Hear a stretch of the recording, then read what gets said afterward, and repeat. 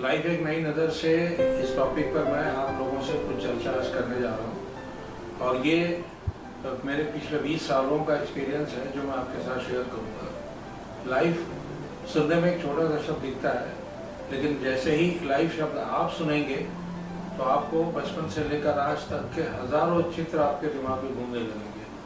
Life में कभी कुछ पाया, कभी कुछ खोया, कुछ छूट गया, कुछ पाना है, कुछ क्रिएटिविटी करनी है, कुछ करना बाकी है, कुछ शौक पूरे करने हैं। इस तरह के कई सवाल आपके मन में भी उभर रहे होंगे और इसी दौर से मैं भी गुजरा था।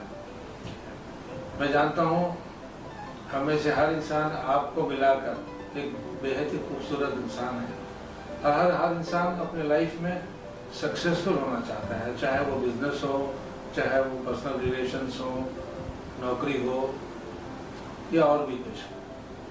मेरा अपना अनुभव ये कहता है कि हर इंसान के अंदर में एक दूसरा इंसान होता है जो अंदर से कभी कभी उछाल मारने की कोशिश करता है कि यार मैं ये कर लेता। क्या आपके अंदर भी होगा? मेरे अंदर भी है। और मेरे को उस अंदर के इंसान को निकालने में लगभग 30 साल लग गए। ऐसा क्यों हुआ मैं नहीं जानता, नहीं मैं जानता हूँ। मैंने उसे दबा के रखा और शायद आप लोगों ने भी अपने अंदर किसी इंसान को दबा कर रखा हुआ है। मैं आज आप लोगों को खुली छूट दे रहा हूँ। यकीन मानिए उस इंसान को आपको जीने का पूरा अधिकार है। लोग क्या कहते हैं, लोग क्या कहेंगे, यार दोस्त, घर वाले, पास पड़ोस वाले, बॉस क्या कहता है, इन सब बातों की चिंता बिल्कुल मत करिए। जब तक मैंने चिंता की मैं उस वक्त आगे बढ़ नहीं पाया। अगर मैं अपने बचपन को याद करूं तो मैं कुछ और करना कुछ और चाहता था, कर कुछ और रहा था। लेकिन 20-25 सालों के स्ट्रगल के बाद मुझे ये समझ में आया कि मुझे दरअसल करना क्या था और जो करना था वो मैं आज आप लोगों के सामने कर रहा हूँ।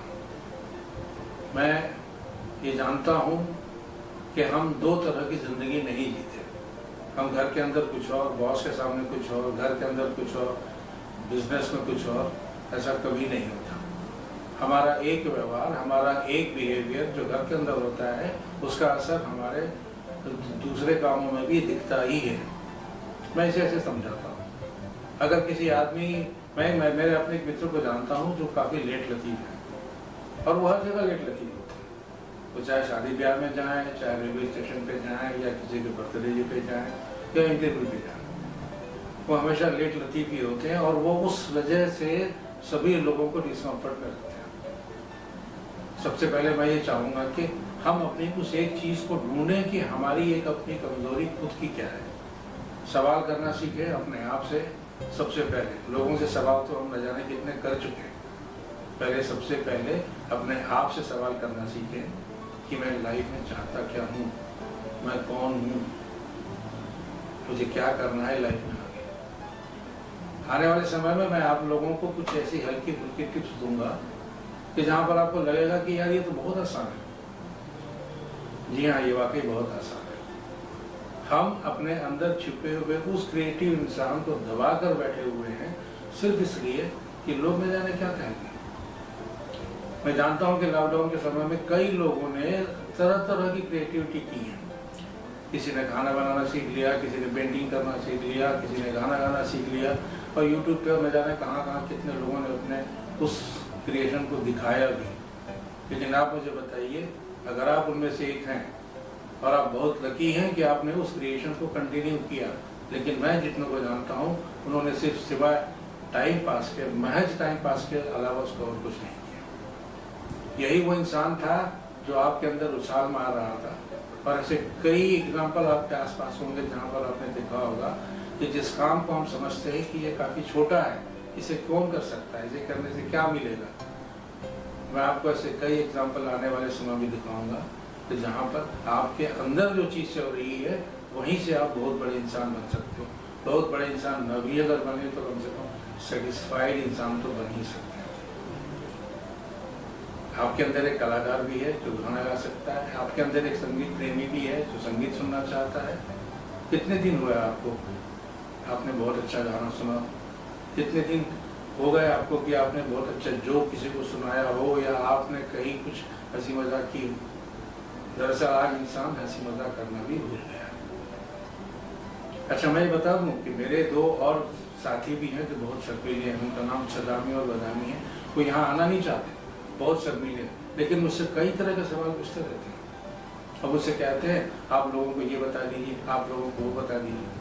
तो मेरे इस एपिसोड में और आने वाले एपिसोड में मैं आप लोगों को कुछ ऐसी चीज़ें बताऊंगा जो बहुत छोटी है लेकिन बहुत मायने रखती है। शुरुआत में आज यहाँ से करूँगा कि लॉकडाउन के समय में मेरे अपने अनुभव में मैंने देखा है कि हम दवाइयाँ अक्सर समय पर नहीं खाते और डॉक्टर की दी हुई दवाइयों का डोज भी पूरा नहीं खाते। ऐसा मत करिए। इस बात का ध्यान रखिए कि दवाइयाँ, आप सारी दवाइयाँ समय पे खाएं और आपके घर वाले भी जो दवाइयाँ ले रहे हैं, आप चाहे वो बड़े हों चाहे छोटे हों, एक पेरेंट बनकर, एक बुजुर्ग बनकर उनकी दवाइयों को समय पे खिलाने की आदत है।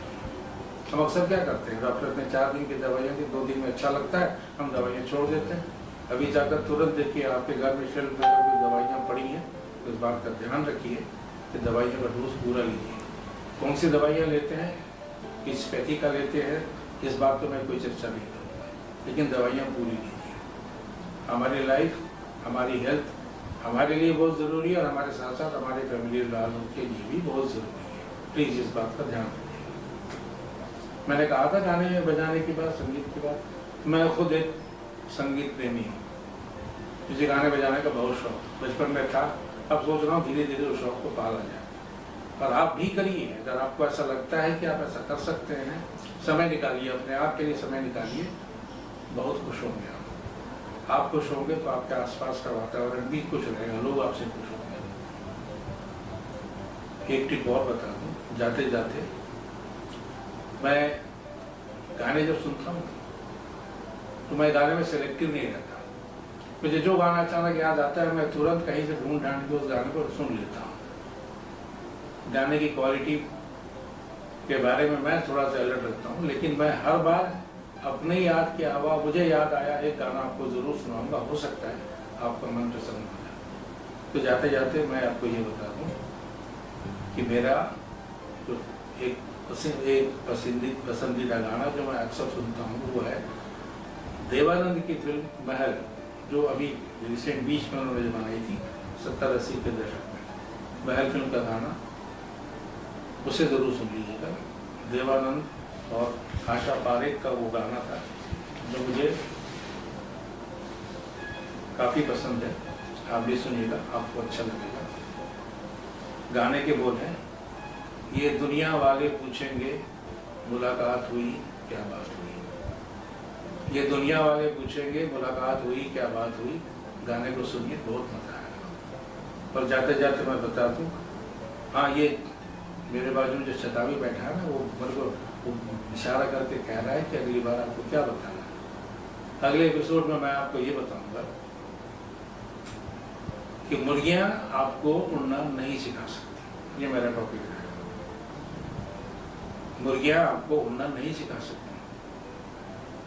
नमस्कार दोस्तों, धन्यवाद। इस चैनल को देखने के बाद आपको क्या करना है ये मुझे बताने की ज़रूरत नहीं है, कई लोग बता चुके हैं, आपको बताने की ज़रूरत नहीं है।